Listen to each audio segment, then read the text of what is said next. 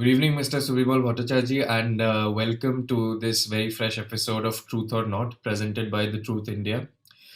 On this evening today, we gather here to discuss about the much talked about and the much controversial changes to the Facebook own instant messaging app WhatsApp's privacy policies, and moreover, the country has been enthralled and engulfed in discussing how these changes are detrimental for us and for our privacy, given that privacy in these past years have become a issue that has been taken up by civil society organizations, by individuals, and by all people who are concerned about their right to privacy.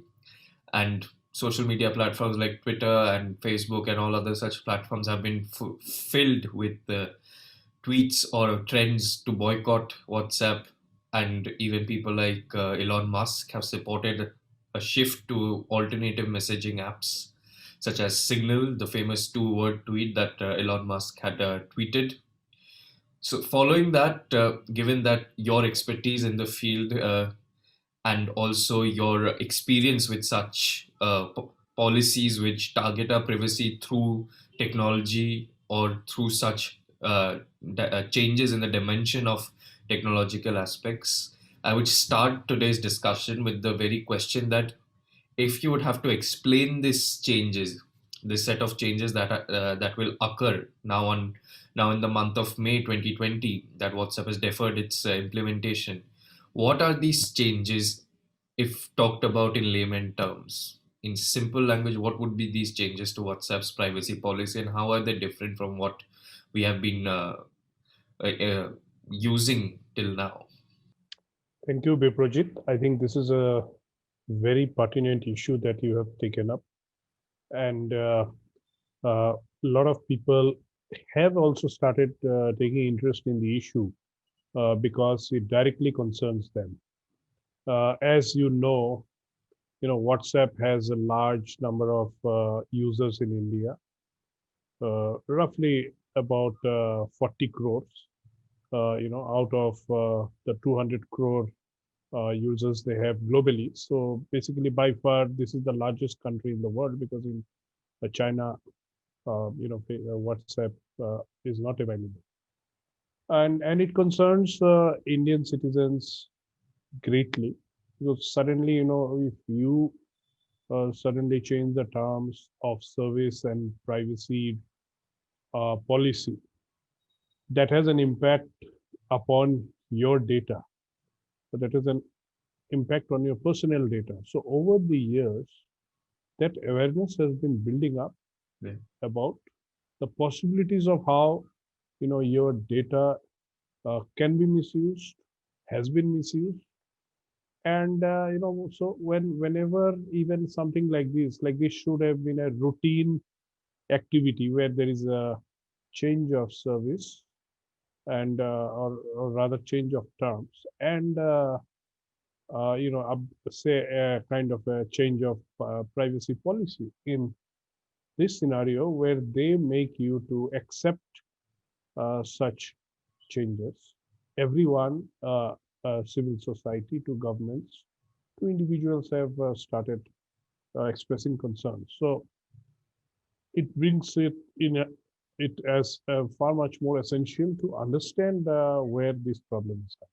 But to explain to everyone very simply, you know, whenever you are agreeing to something, you take a judgmental call Yeah. and then you agree. So, that's the fundamental uh, truth I can say that, you give your consent to something on your own free will and not necessarily on a forced will.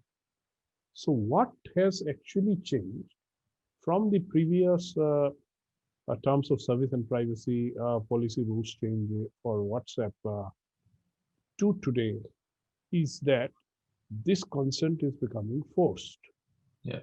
and that's where the problem lies. WhatsApp has given a clarification. And of course, now they have deferred it by 3 months, and I hope so. This deference goes on even further or until common ground is achieved. Because while these are private spaces Yeah. where you are going and participating, of course, free of cost, uh, and then when you are participating and you are joining the network, you are signing to their terms of service and privacy policy.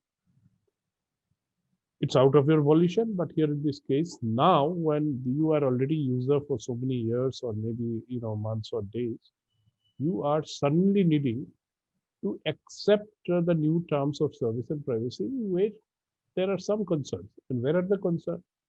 The concerns are that your data that comes, or your information, your location and information, many of the other things, that generally uh, define finally to, come at a conclusion about what you are doing, where you are, what are your interests. In other words, I would use a little bit broader term called as sensitive personal information. That is something that could be shared with WhatsApp's current parent company, the Facebook Inc., which acquired it in 2014. Yes. And it could be shared with the Facebook companies or even to third party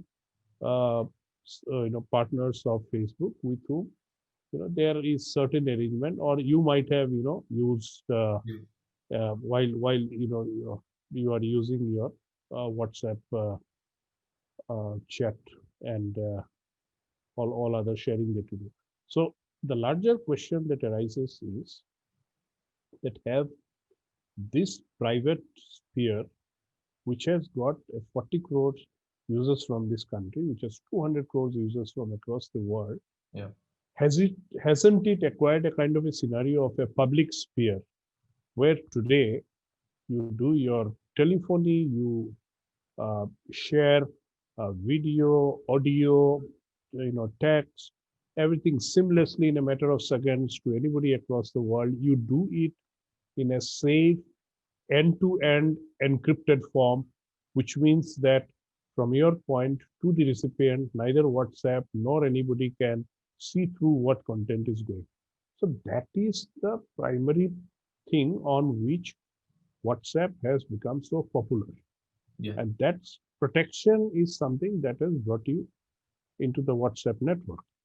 So now WhatsApp has issued a clarification after all of the concerns globally, that your personal or your private conversations, or even in the groups that exist today, they still remain unimpacted by the change scenario, around businesses that they So are the so wanting to the implement. surveillance is only on the business chat that you have, the personal chat with a business account. Well, that's their clarification. All right. That it is on the business account. That means you are interacting with a business entity within WhatsApp. You Yeah. are, possibly buying something from someone. You are possibly doing uh, financial transactions, say, with WhatsApp payment system. So when all of that thing happens, then your data uh, would be shared, but it would be shared only after you are notified about that particular aspect. So Yeah. these clarifications have come later. Yeah. But even if the clarification comes, the fundamental problem that consent is being forced upon you to, use the service, to Yes. use the platform, to use this, public sphere, that has come out of a private entity because of the manner in which, say, an entity like or a service like uh, WhatsApp, Yeah. which basically defines the way in which internet has been defined to keep the medium free. So that whole idea and concept has given rise to so many of these giants in the tech field, which is now a concern globally. So you are now today, because of the strength of that scenario, because of your inurement to using the medium, because of a certain kind of a propensity, tendency, as well as uh, a situation that is emerged, that you feel your first call of communicating anything on the mobile device today is a WhatsApp, Yeah. because you can make a voice call, you can do all the sharing and all. So now today you know that it has kind of become indispensable for you, and that's where the problem lies. That you are trying to force me into signing something that could have been done separately. That could have WhatsApp could have really thought about it. If someone was getting only into a business kind of a chat, or one version of WhatsApp that looks only the business part, and whatever they sold all through, or rather they kind of an advertise all through and got in people added to the popularity, that should have been spared this whole problem of having to sign in for everything, that your data could actually be shared. And then the second point of concern, Wipro, that comes is that the data from your end, even for a business purpose, would go to a Facebook company. Yes. The, the immediately, that again problem arises there is that Facebook's track record with maintaining the data has really not been good. Yeah. Leave aside the smaller incidents that happen here and there, or maybe even go unnotified and all. But few millions of data, went away from of Facebook users to, when you remember the Cambridge Analytica incident before the Yes. U.S. Presidential elections in 2016. That has set one of the biggest fears, that while Facebook has survived that storm, but whether the practices, whether the loopholes that have been placed, that have really gone, or is that trust on Facebook, which was held previously before the Cambridge Analytica incident, still is there, or has there been something enhanced, that anything that's shared from one of its own companies or acquired companies will not become a prey to many of the dark web and deep fakes and all this kind of dark side of the internet that's playing. So the problem lies that an ordinary individual, an ordinary consumer, he is not very much concerned, or he doesn't understand all of the games that go on behind. Today, data is one of the most important factor in the tech world. As as you have heard many times, some people say data is the new oil. Some people say data is, you compare it even to water. Yeah. So which means that its ubiquity is increasing every day. Its importance is increasing every day. And then, with the help of technologies that are available today, artificial intelligence, your machine learning, all of that taken together, the whole world of data mining has gone to such worrying scenario that tomorrow everything around you could be deciphered based on picking up everything around you, different sorts of data from here and there, and you would be profiled to such an extent that it might become a security threat for you.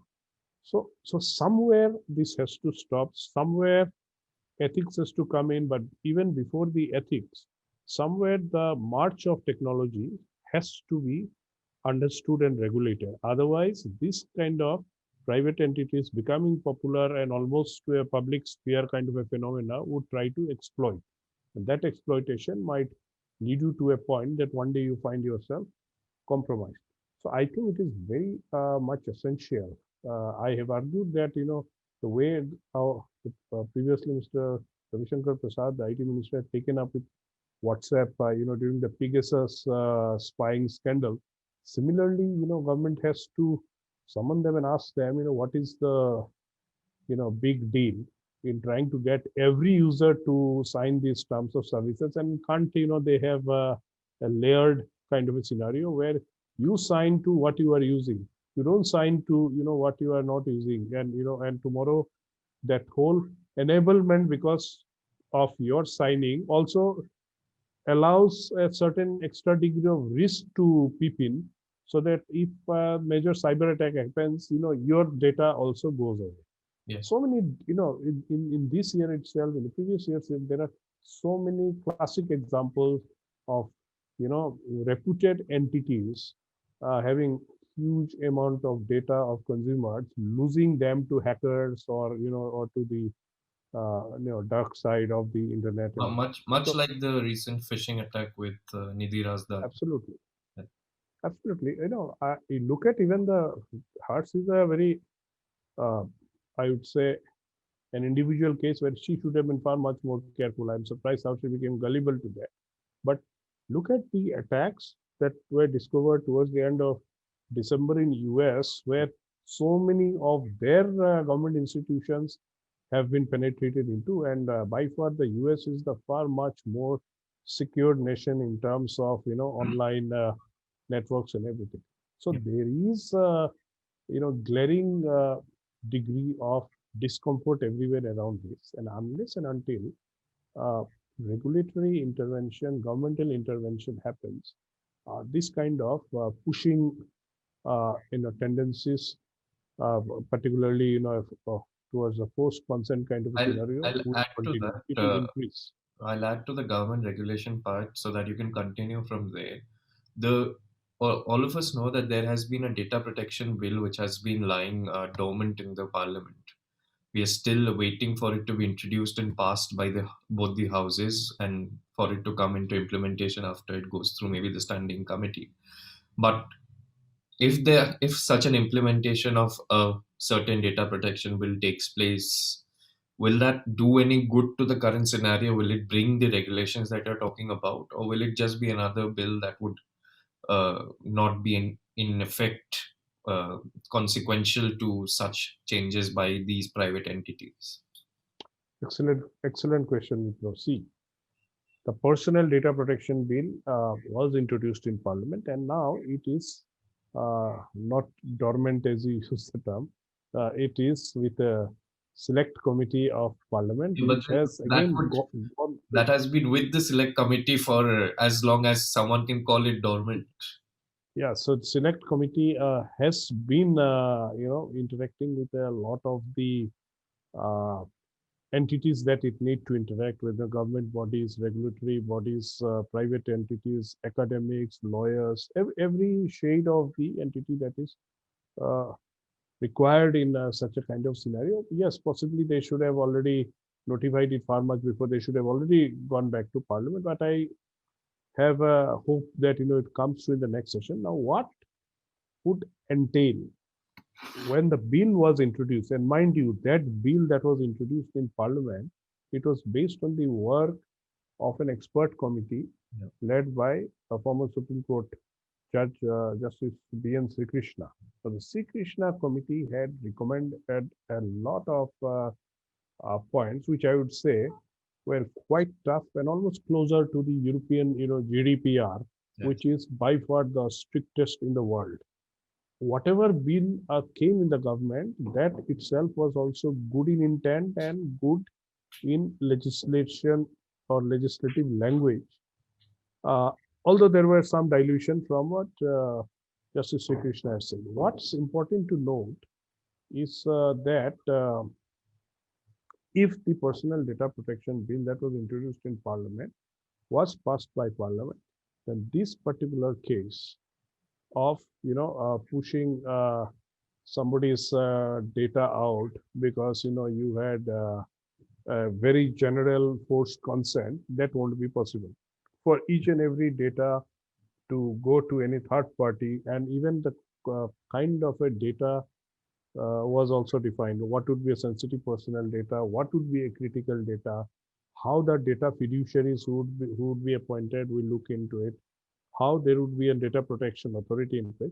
So all of that taken together would have ensured that something like that, a blanket consent, couldn't have taken away your data to third-party entities without your individual acceptance. So I think this incident of this current WhatsApp terms of service and privacy policy should trigger the government to or Fast particularly paced. Ministry It's Committee to put it to the government so that in the next budget session days this is passed and becomes an act of parliament. can it also be said that that is the exact reason why WhatsApp has not been able to introduce these changes in its privacy policy in entire region of Europe because of its stringent policies in terms of data protection and technological restrictions that it sets upon such private entities from making such blanket changes, as you call them. Is that the reason, or there might have been another read between the lines sort of scenario with Europe?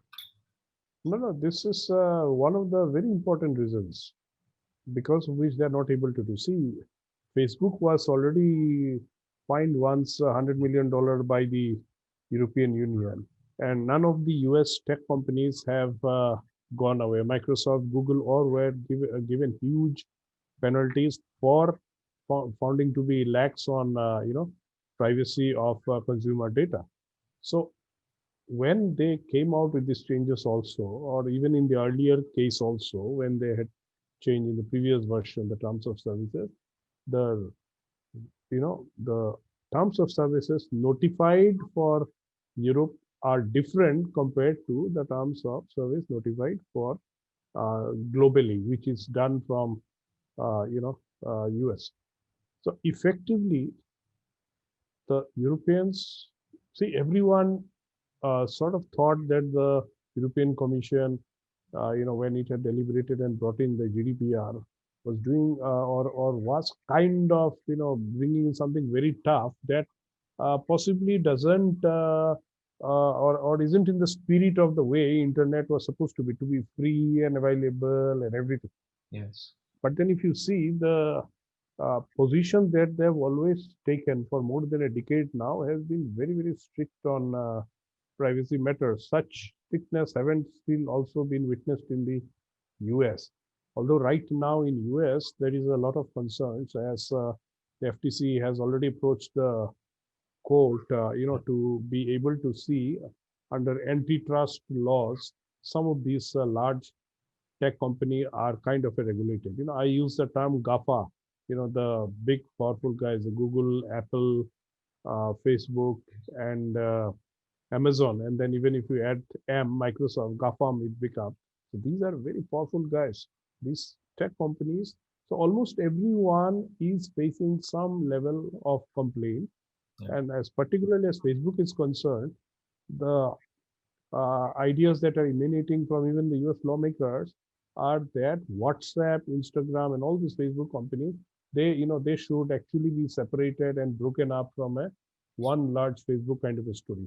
So there is a thinking that this particular terms of services and privacy policy was notified before some adverse decision came Yeah. against Facebook, and that split had happened. So so this, and then that would they would have then thrown that this is we have it, everything is so integrated, and we work in such a fashion, and you can't so their arguments would have been far much more on that point also. So there is a larger thinking that you know even in US there should be tougher laws on data protection, and of course likewise back home also, that Yes. we have to get the personal data protection bill immediately passed by parliament. And that is very true. But again, before we wrap up this very episode of Truth or Not, there remains one very pertinent question and maybe a different way of looking at this entire scenario. Now, as you have already said, and we have already seen, the clarification issued by WhatsApp tries to state that all these changes are meant to inculcate maybe the business aspect of Facebook into WhatsApp, and thus make WhatsApp also a budding platform for startups and other businesses that run on it.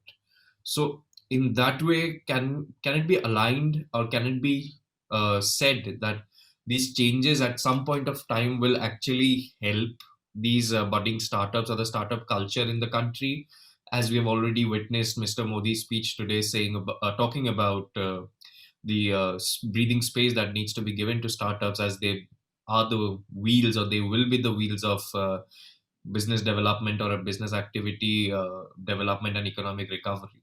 So, can WhatsApp play a part in it due to its clarification that targets business? Or do you still see it as something that is just as a defensive mechanism, or a rushed argument given to save its image in the country? See, One thing is fundamental clear.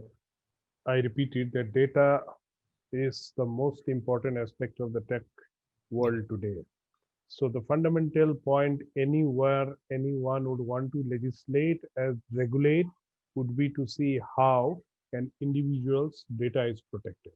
Yes. Today, you as a human being, your greatest aspiration is freedom. Yeah. So if your freedom goes away because of the invasion of tech in your life, I think we don't have any more a thing to ourselves. Our privacy goes away Yes. in every direction. So while every bit of facilitation for the startups and everything are absolutely good in intent, and many of these startups are working around some aspect of data. In fact, majority of them, some aspect about how do you data mine and could do something far much more credible and optimal to gain the business. As far as WhatsApp is concerned, it is a medium. It helps communication. But you would have seen in the last few days, many other messaging platforms have also, Yeah. regularly gaining the, numbers Signal to to be the precise. end that, yeah, Signal and even Telegram, they are not able to really work optimally because the servers are so much. Yeah. The truth and the larger part of the story is that everyone, if you are a conduit, if you are a facilitator, then you have to always remain a facilitator. You cannot, become a party to, getting involved in the, say, content or all or its ramifications. So as far as a facilitator is concerned, yes, definitely. And why not? Why only WhatsApp? Facebook Inc. itself, has Yeah. been looking at India in a quite a big way, and I'm sure large part of the Indian startups are also coming up in various Yeah. segments, particularly around the COVID time. If you Yes. so at every stage, a certain sense of last mile activity or a competition was done away from the normal tender process to get the best minds to work. Even the vaccine distribution COVID program has also seen, uh, the startup community being given an incentive in terms of money and support to get involved.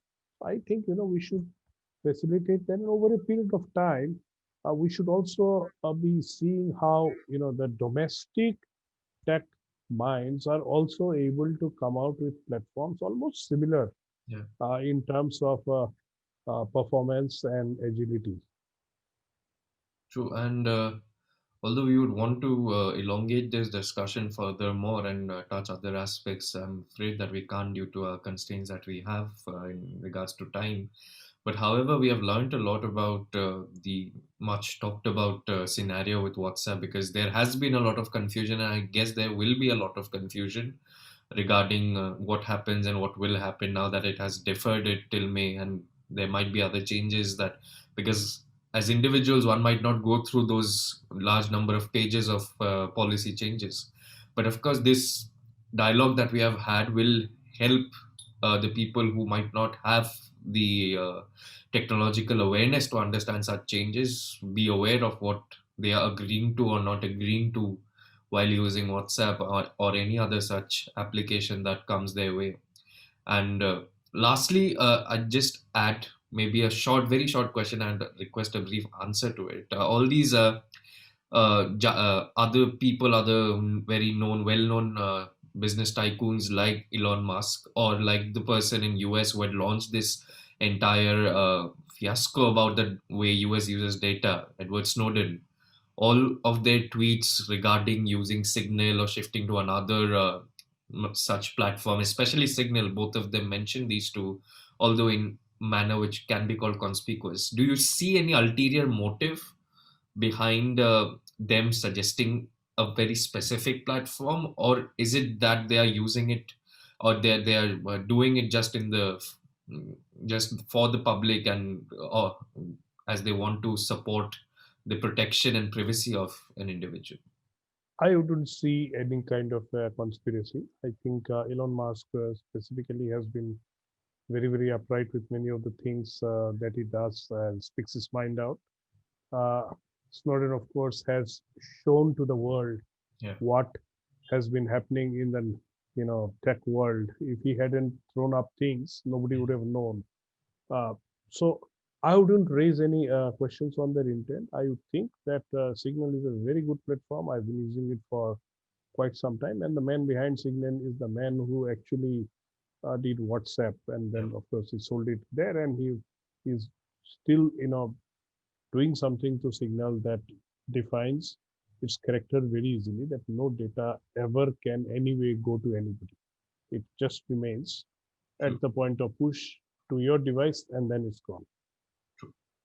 So, with that, we would come to the end of this episode and this hearty discussion that we have had. And I would thank you very much again for being a part of this episode of Truth or Not, and sharing with us all the information that you have and all your understanding about WhatsApp and such tech giants changing their privacy policy and somewhat imposing it upon their users rather than giving it as a choice. And we wait to see what happens, whether it's deferred or whether we all have to at one point of time shift to other platform, and especially Signal, as you have already said your experience with it. On that note, thank you again for this wonderful episode, and wish you a very good evening, and thank you from Team Truth India. Thank you, Vipro. All the best. This is a great topic to touch upon, and wish you and your team the very best. Thank you so much.